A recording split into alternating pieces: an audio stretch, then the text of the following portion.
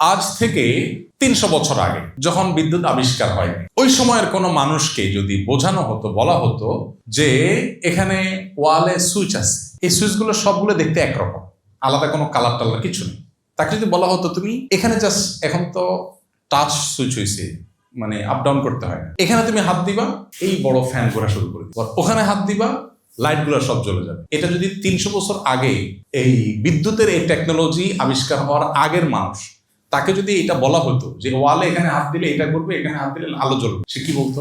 বলতো এটা বড় মাপের চাপাবাজ, অথবা মাথায় কোনো সমস্যা আছে। তার কাছে এটা ইলজিক্যাল, এই কাজটা একটা অযৌক্তিক কাজ, এখানে টিপ দিলে এটা কিভাবে করবে, মানে ফাওয়ালা। যদি ঘুরেও সে বলবে অন্য কোনো কারণে ঘুরছে, এর সাথে কোনো সম্পর্ক নেই। কিভাবে সম্পর্ক আছে? কেন সে বোঝে না? কারণ সেই টেকনোলজি সম্পর্কে ধারণা।